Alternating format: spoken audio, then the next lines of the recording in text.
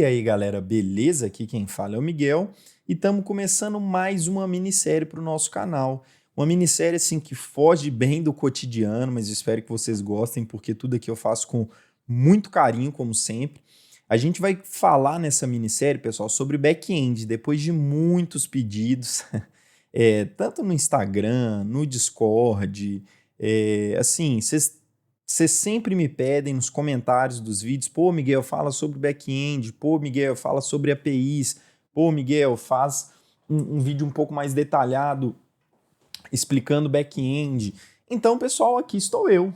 O pedido de vocês é uma ordem.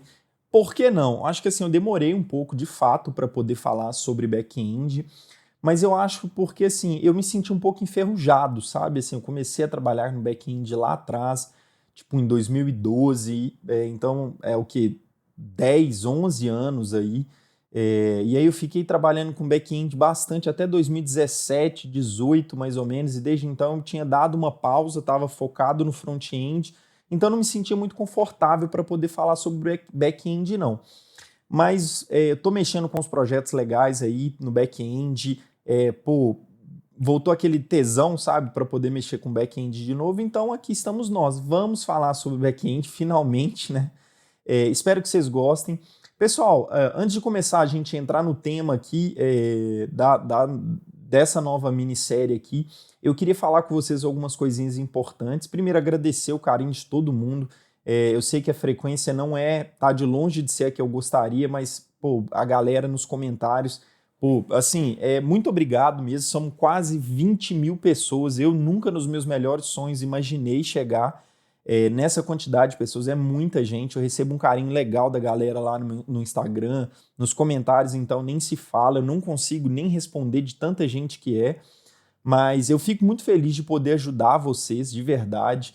Eu espero que vocês gostem. A única coisa que eu peço em retribuição a tudo isso é para você, se você gostar do vídeo, se inscrever no canal, se você ainda não for inscrito, e deixar um like. Eu acho que assim, pedir seu voto de confiança. Todo o conteúdo aqui eu tento fazer com a melhores das intenções possível. Eu tiro um tempinho aí para poder preparar, ver a melhor abordagem. Então peço aí, se você gostar, deixa seu like. Se você não gostar, pode deixar o seu dislike, nada mais justo. A gente só tem que dar like naquilo que a gente gosta.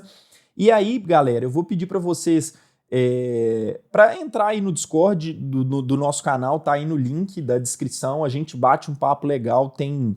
quer ver? Vamos ver quantas pessoas tem aqui. A gente tem 565 pessoas, é gente pra caramba. Então aqui tem tudo quanto é tipo de conteúdo. A gente se ajuda sempre quando a pessoa tá com alguma dúvida específica, ela manda aqui, o pessoal ajuda. Eu tô fazendo live na plataforma roxinha lá, então se você me acompanha, quer assistir live, essa semana eu fiz live quase todos os dias, inclusive hoje eu vou fazer uma ainda. Então entra aí no nosso Discord, eu aviso sobre lives, que eu tô online. Quando eu não tô, eu tiro dúvida do pessoal aqui.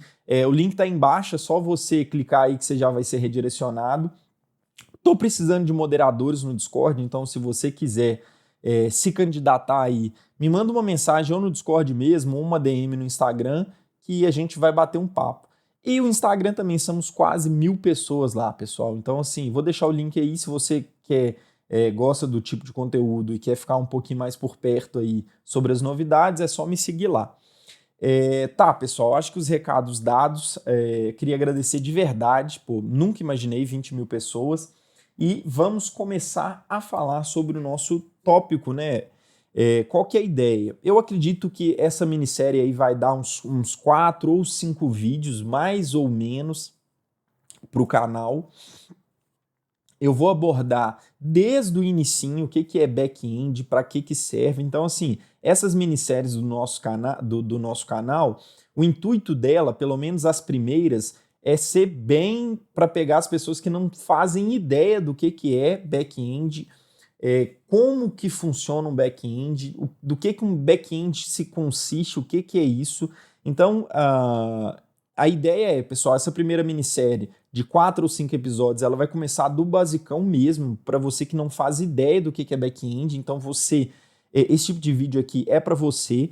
A partir do terceiro vídeo, do segundo do terceiro vídeo, já vai ter vou me aprofundar um pouco mais, Como são só 5 vídeos, então o conteúdo talvez ele seja um pouco mais, inicialmente, um pouco mais raso, mas eu tenho certeza que a mensagem que eu quero passar para vocês vai ser passada. Qualquer dúvida, deixa nos comentários ou manda lá no Discord que eu vou ajudar vocês. Então é isso, pessoal. A primeira coisa que eu quero falar, o que é back-end? Quando eu imagino, eu recebo mensagem de muitas pessoas que estão querendo migrar de carreira, ou então pessoas que estão no colégio, ensino médio, estão querendo começar aí estudar sobre tecnologia. Eu achei bem legal, eu vi uma reportagem esses dias falando que na maioria das faculdades do país inteiro, os cursos voltados à tecnologia, então ciência da programação, ciência da computação, sistemas da informação, estão sendo um dos cursos mais disputados, ou seja, o interesse de fato cresceu nessa área. Então, assim, pessoal, a gente ouve falar muito de front-end, back-end, full stack. O que é isso? Para você que não sabe o que é isso, eu vou tentar separar, assim, é lógico que isso é algo muito mais complexo e extenso, mas para você que está começando, o que eu vou falar aqui serve e vai te guiar durante uma boa parte dessa jornada sua de aprendizado aí. Pessoal, o que é back-end? Back-end, basicamente, quando as pessoas falam, eu sou um desenvolvedor back-end, na maioria esmagadora dos casos, são pessoas que lidam com linguagens de programação que rodam em servidores. É isso. Quando a pessoa fala, eu sou um desenvolvedor back-end, ou então eu trabalho com back-end, essa pessoa ela trabalha com alguma linguagem de programação que roda em um ambiente de servidor. E como a própria palavra diz, servidor é que serve alguma coisa. Pessoal, assim, 100% dos sites que estão na internet hoje, eles possuem algum tipo de servidor. Alguns mais complexos do que outro, mas todos precisam de servidor. Quando você vem e acessa, por exemplo, aqui, a gente tem o site da Google. O que eu estou vendo é a parte do front-end. Boa parte do nosso canal se consiste em front-end. Então a gente já desenvolveu interfaces, já desenvolveu aplicações aí, e todas essas aplicações elas estão no front-end. Quando a gente diz front-end, quer dizer o quê? No cliente. O que é um cliente? Sou eu. Nesse caso aqui, eu estou com uma aba aqui aberta no site da Google. Isso que eu estou vendo aqui está no cliente, ou seja, está rodando na minha máquina, está consumindo o processamento do meu computador. Para eu ver essa tela aqui do site da Google, eu estou rodando aqui, no caso, o navegador, que é o Chrome, e o Chrome ele está rodando aqui na minha máquina, consumindo recursos do meu processador, da minha memória RAM, e se eu não tivesse o meu computador aqui, ou se eu tivesse um computador bem fraquinho, talvez o desempenho poderia ser impactado mediante a quantidade de abas que eu estou aberto, porque isso roda na minha máquina. Mas a partir do momento que eu digito aqui qualquer coisa, por exemplo, back-end, e aperto Enter, eu enviei uma informação para a Google, no caso para os servidores da Google, dizendo que, Google, ei, eu quero saber o que é back-end. Nesse caso, eu digitei back-end ali, apertei Enter. Então, a partir do momento que eu aperto Enter, o meu front-end, o front-end da Google, que está rodando no meu computador, ele enviou uma informação, essa informação foi para onde? Ela foi para o back-end da Google. Assim, no caso da Google, que é uma empresa gigante, é muito raso falar isso, né? Porque, assim, assim deve ser uma estrutura extremamente complexa, mas vamos imaginar que vamos simplificar ao máximo aí as coisas. Eu enviei uma frase, uma string ou um texto qualquer que seja para a Google falando, ei, eu quero saber sobre isso daqui. Essa informação ela foi para os servidores da Google. Então, chega lá no servidor da Google falando, olha, tem um cliente nosso querendo saber essa informação aqui. A partir daí, a Google faz toda a engenharia dela lá e busca essas informações e devolve para mim, para o meu cliente, no cliente aqui no caso, que é o meu navegador. E aí que entra as partes todas que a gente viu lá de React, Vue.js, que é o quê? A Google, os servidores, o back-end da Google devolve essa informação e o meu navegador, ele constrói e organiza tudo aqui em tela para que eu possa ver. Então, pessoal, eu costumo dizer, eu acho que fica fácil entender, que back-end é tudo aquilo que a gente não está vendo. E todo, sem exceção, qualquer site hoje que está hospedado na internet precisa de um back-end. E o que acontece? Nesse caso aqui, ó, eu até gosto para a gente poder ver, sempre eu gosto de ver terminologias que trabalham aqui no Wikipedia, para poder ser um pouco mais claro para vocês aqui. Isso aqui é um exemplo legal. Ó.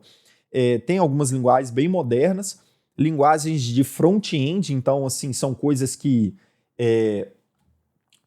a gente já trabalhou aqui várias vezes no canal, então React, HTML, CSS, JavaScript, Angular a gente ainda não viu, Vue.js, e os mais antigos aí, os velha guarda, AngularJS, que sabe o que é Ajax, então nem se fala, jQuery, são coisas que ainda são muito utilizadas na internet, mas são tecnologias antigas.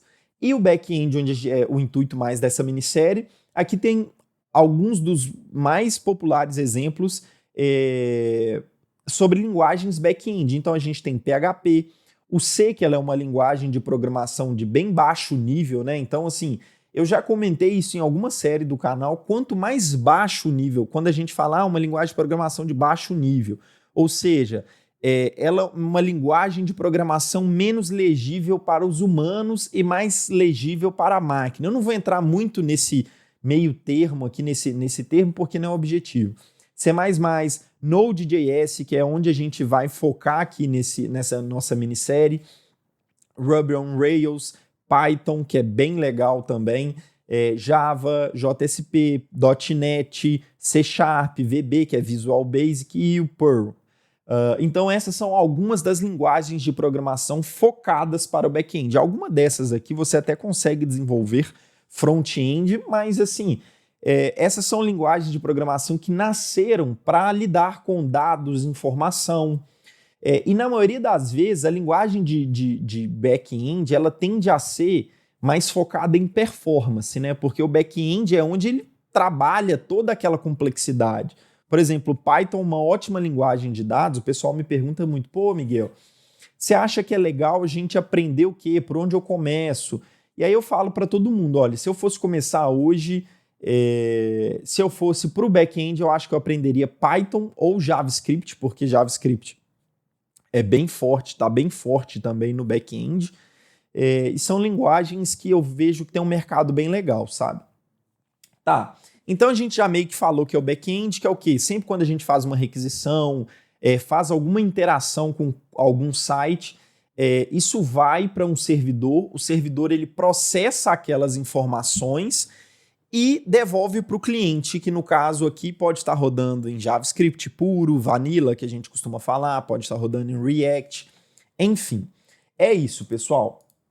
E aí um outro tópico que eu queria falar com vocês aqui, que eu separei, devo me tornar um desenvolvedor back-end ou front-end? Essa é uma pergunta assim que eu acho que não tem uma resposta errada, sabe? Eu acho que vai muito do que você está gostando, se você está estudando aí, o que você está tendo mais afinidade. Então, assim, depende, essa é a resposta.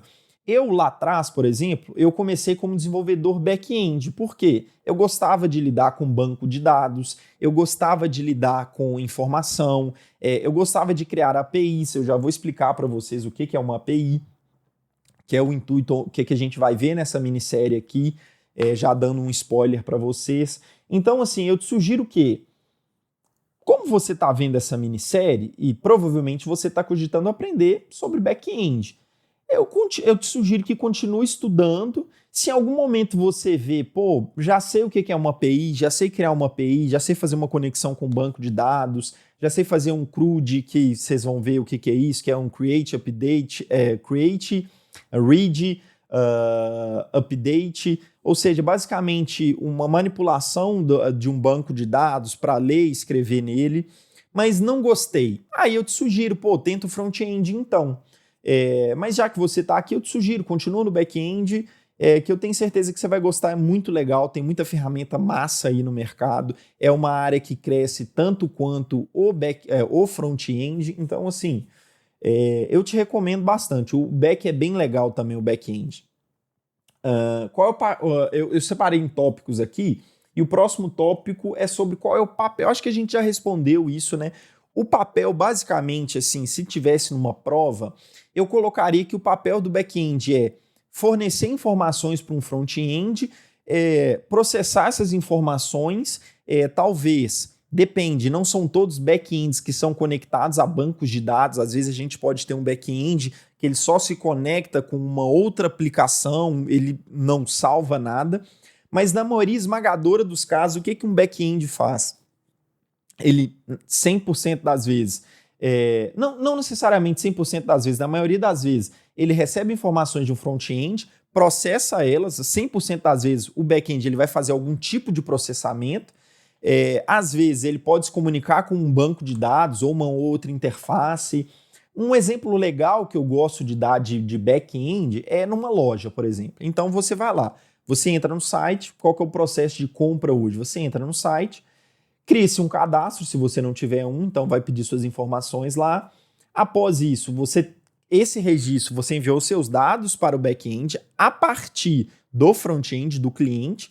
O back-end ele vai salvar com certeza os seus dados em um banco de dados, então toda essa interface, o front-end é muito difícil, são poucos casos que o front-end ele se comunica diretamente com um banco de dados. Existem alguns bancos de dados que são feitos para poder se comunicar com o front-end, mas a maioria das esmagadoras das vezes é o back-end que se comunica com o banco de dados. Então ele recebe aquelas informações, seu nome, seu endereço, seu CPF, salva aquilo dali num banco de dados, e aí você seleciona os itens lá e faz a compra. O back-end ele vai receber os dados do seu cartão, vai comunicar com uma outra interface, com a gente chama um gateway, né? Um meio de pagamento, e falar assim, ei, eu tenho esses dados desse cartão aqui, eu posso cobrar? E aí o seu banco vai falar assim, opa, ele tem dinheiro, pode cobrar sim, eu garanto essa compra dele. E aí é bem legal que quando você entra nesse mundo de back-end, você começa a entender como as coisas funcionam, assim. Hoje é tudo muito simples e fácil, né? Você, às vezes, já tem seus dados cadastrados, o seu cartão salvo ali. É só com um clique você compra alguma coisa e é muito rápido, né? Mas eu acho legal a gente entender como funciona por detrás. São vários serviços conectados. Por exemplo, eu já trabalhei em algumas empresas que faziam processamento de pagamentos, então tem análise de risco, tem um monte de outras coisas que são feitas só no clique do botão, em pagar. Quando você clica em pagar, ali sim, são milhares de APIs que se comunicam para poder autorizar a sua compra. Então, esse é o papel do back-end num sistema. E aí, pessoal, o que acontece? Como que... Eu já recebi várias vezes essas perguntas de pessoas que estão iniciando, isso é bem comum. Como que um back-end... Como que o front-end ele se comunica com o back-end? Por exemplo, voltando ao exemplo que eu acabei de usar, que seria fazendo uma compra em qualquer site, através, pessoal, de APIs. APIs, basicamente, são interfaces, é o que eu iria falar, é uma interface de programação de aplicações. Esse é um acrônimo, né? Que basicamente significa Application Programming Interface. Ou seja, quando eu tenho um serviço e eu preciso criar um meio do front-end se comunicar com esse serviço, são criadas APIs. Existem APIs de tudo e qualquer tipo de coisa que você pode imaginar, literalmente. Então, por exemplo, a última vez que a gente usou uma API aqui no nosso canal foi quando eu criei, eu vou deixar no card aí se você quiser dar uma olhada, aquela aplicaçãozinha para a gente fazer uma consulta na previsão do tempo. Então, ali eu utilizei uma API para poder me comunicar com o servidor da previsão do tempo. Então, funciona da seguinte maneira. Eu tenho o meu cliente, a minha loja, a minha interface, que eu criei com React, tem lá o produto, eu consigo selecionar, adicionar o carrinho, tudo aquilo ali é uma interface, onde o usuário interage com ela. O usuário, ele não interage diretamente com o banco de dados, ele não interage diretamente com o banco dele lá. Então, criou-se esse meio termo. Eu vou até abrir aqui para vocês verem, para vocês entenderem, pessoal. Deixa eu logar aqui. Deixa eu logar na minha outra conta aqui, que eu vou mostrar para vocês como que funciona e eu acho que vai ser legal esse exemplo que eu vou dar aqui. Deixa eu abrir aqui. Deixa eu trazer para cá aqui. Beleza, ok. Então, pessoal, como que funciona? Aqui, ó, vou usar de maneira bem didática para vocês entenderem. Deixa eu ver aqui se... não está na frente de vocês aí, não. Então, como que funciona aqui, pessoal? Vou tentar ser bem rápido, porque a gente já está com 20 minutos aí, para não ficar muito grande essa aula. Aqui, ó, a gente tem a nossa loja, Loja do Miguel. E aí, as pessoas querem comprar alguma coisa. Vamos supor que eu vendo computadores. E aí, o usuário ele entrou lá na Loja do Miguel e vai comprar um computador. E aí, aqui, o usuário ele vai clicar lá, selecionou, vou colocar até aqui, ó, ele selecionou um computador de R$5.000, e aí ele clicou em comprar. A partir do momento, quando ele clica em comprar, o que é feito? Eu preciso enviar para o meu servidor, vou até criar uma setinha aqui, ó. Deixa eu tirar aqui, vou até criar uma setinha aqui. Por que essa setinha tá esquisita assim? Não tem problema, vou até criar uma setinha aqui. Deixa eu trazer para cá. Vou criar uma seta falando o quê? Ação de comprar. E aí, o que acontece? Esse é o meu back-end. Eu enviei para o meu back-end essa ação de comprar. E aí, a partir disso, várias coisas vão começar a acontecer aqui numa loja normal. O meu back-end, ele vai fazer o quê? Ele vai se comunicar através de uma API. API são... Vamos pensar, pessoal, que são linguagens, é um idioma, vamos pensar assim, eu acho que é um exemplo legal, é um idioma que se cria para poder serviços se comunicarem. Então, o que eu fiz? Eu entrei na minha loja, fiz a ação de comprar, o meu back-end ele vai fazer alguns tipos de processamento ali e vai enviar uma informação para um gateway de pagamento. Esse gateway de pagamento é um outro back-end que eu não tenho acesso a ele, eu não dou manutenção a ele, através de uma API. Então eu vou enviar para ele falando solicitação de compra de crédito. Vamos supor que a pessoa comprou no cartão de crédito de R$5.000. E aí, esse cara aqui, o meu back-end vai enviar. Então, por exemplo, aqui, ó. Espero que vocês estejam conseguindo ver. O meu back-end enviou para esse cara aqui, e vamos supor que esse cara aqui é o... vamos supor aqui que esse cara aqui é o Banco do Brasil. O usuário tem um cartão do Banco do Brasil e a pessoa vai comprar no meu site. E aí, o meu back-end, eu não sei qual linguagem de programação o Banco do Brasil usa. Então, vamos supor que no meu back-end aqui, a gente está usando, pessoal, PHP. PHP, que é uma linguagem de programação. Vamos supor aqui que no meu back-end a gente está usando PHP. E no Banco do Brasil, eles estão usando, por exemplo, Java. Aí existe um problema, o PHP ele não consegue conversar com Java. Como que a gente resolve essa situação? Imagina se, vamos supor, o Banco do Brasil, para eu conseguir comprar alguma coisa nele, o back-end do meu servidor tivesse que ter a mesma linguagem do servidor do Banco do Brasil. E seria uma confusão danada, ou então provavelmente existiria 1, 2, 3 linguagens de programação no máximo. Para poder se resolver esse problema, foi criado as APIs. Com as APIs, o que eu estou falando? Olha, Banco do Brasil, independente da sua linguagem, você vai me fornecer um idioma para que a gente consiga se conversar. E aí nasceu as APIs. Então, assim, o que, que acontece? O Banco do Brasil, ele tem uma API, ou seja, um idioma, que na maioria das vezes, pessoal, esmagadora, é XML ou JSON. Esse é um formato, literalmente é um formato de texto, que depois, nos próximos vídeos, a gente vai falar sobre ele, que eu envio uma informação para o Banco do Brasil através da API. Então, por exemplo, eu vou falar assim, Banco do Brasil, eu quero fazer uma compra. Aí o Banco do Brasil fala assim, ó, me envia esses dados aqui em JSON e deixa que o resto eu me viro. Então, o JSON, ele é uma linguagem de marcação. E aí, a partir disso, a gente tem um comum aí agora. Então, o Banco do Brasil não precisa saber que eu uso PHP e nem eu preciso saber que o Banco do Brasil utiliza Java. Então, com a API, a gente cria uma linguagem universal para serviços se comunicarem. Então, vamos utilizar um exemplo aqui, ó. API Weather Forecast. Essa foi a API aqui que a gente utilizou. Deixa eu ver aqui. Previsão do tempo API. Aqui, ó. Não sei se foi essa. Deixa eu ver aqui que eu quero uma em tempo real, galera. Aqui, ó.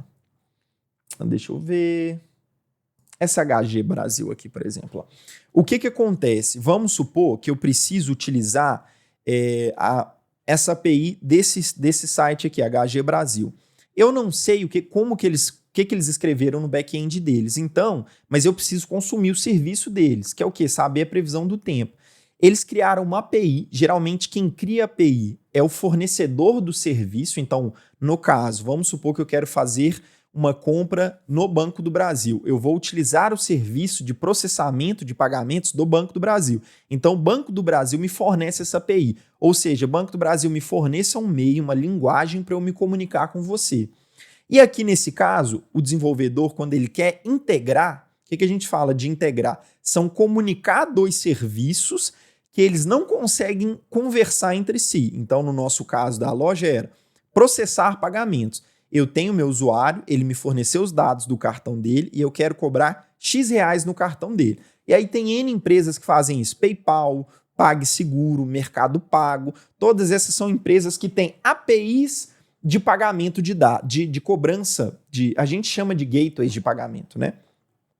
Nesse caso aqui da previsão do tempo, por exemplo, o que o desenvolvedor faz? Ele vai criar essa interface de comunicação entre um serviço e outro, ele entra aqui e vai ver, olha, eu preciso, isso daqui eu vou comentar para vocês também, preciso criar, isso é um método, um verbo, né, do HTTP, para eu me comunicar. Para eu me comunicar com essa API aqui, eu preciso entrar nesse site aqui, é um endereço como qualquer outro, globo.com, mercadolivre.com, enfim, é um endereço como qualquer outro, e aqui tem a estrutura dos dados. Ou seja, essa é a interface, isso é a API. A API é uma interface para dois sistemas se comunicarem. Essa é a API da previsão do tempo. Aqui ele fala o seguinte, olha, se eu quiser saber a temperatura atual, eu preciso enviar esse temp.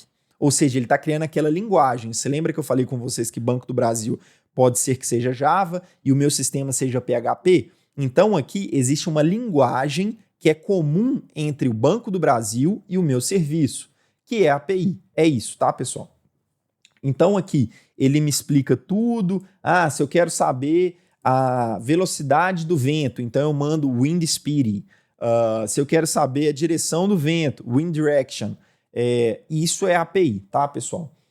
Eu vou... Como a gente vai ter mais aulas falando sobre isso, eu não vou me alongar tanto assim mais. Então tá, o back-end ele é responsável por fazer o processamento de dados. O que é esse processamento de dados?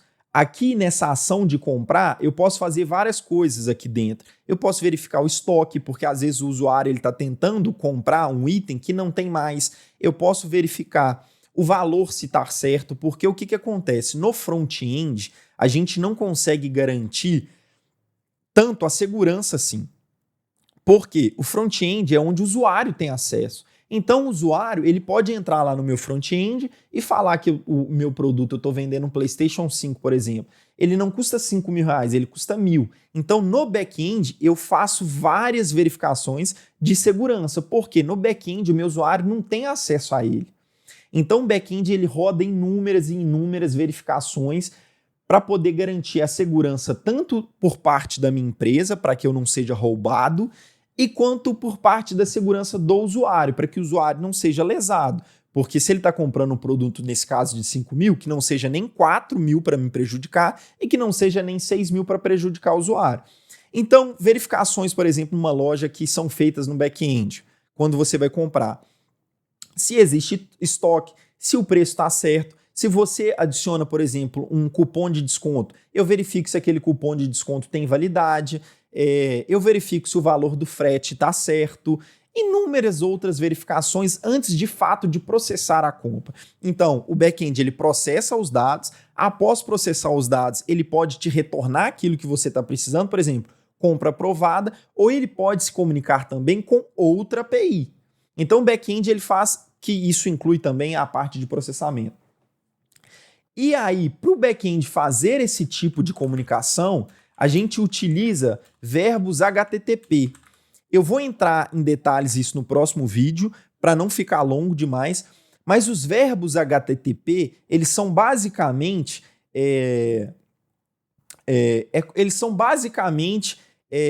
o meio que eu me comunico. Então a gente vai criando esses padrões. Por exemplo, o verbo get eu utilizo para poder pegar dados. Então aqui tem vários exemplos, eu posso deixar para vocês aí na descrição.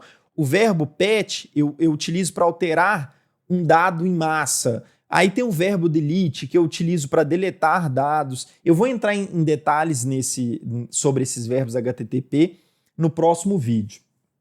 E aí, pessoal, para a gente poder já deixar um gostinho de quero mais, na próxima aula eu vou falar sobre os verbos HTTP e vou fazer a instalação do Next.js, que é um framework assim, que está estourado no mercado, tanto no mercado quanto para aplicações, ele é muito legal. Por que eu vou utilizar o Next? Porque a gente já sabe o React, então o Next basicamente ele é um framework que te permite programar o back-end em Node.js, que é JavaScript, e o front-end em React. Então, assim, o React, a galera que segue aí o canal, que está lá no Discord, é fera já, então não vai ter dificuldade nenhuma. E aí a gente vai ver a parte do back-end do Next agora. E, num futuro momento, um outro spoilerzinho, a gente vai fazer um sisteminha legal para conectar os dois, tanto o back-end quanto o front-end. Pessoal, é isso, temos aí quase 35 minutos de vídeo. Espero que vocês tenham gostado. Se você gostou, deixa o like aí, se inscreve no canal, sua inscrição é muito importante. Pô, vamos tentar bater 20 mil inscritos aí até julho, vai ser um ótimo presente de aniversário. Entra no Discord se tiver alguma dúvida, me segue no Insta, pode me mandar DM lá. Se você estiver fazendo algum projeto que está no canal, estiver assistindo as videoaulas e me marcar, eu reposto lá no Insta. Pessoal, é isso, muito obrigado e valeu!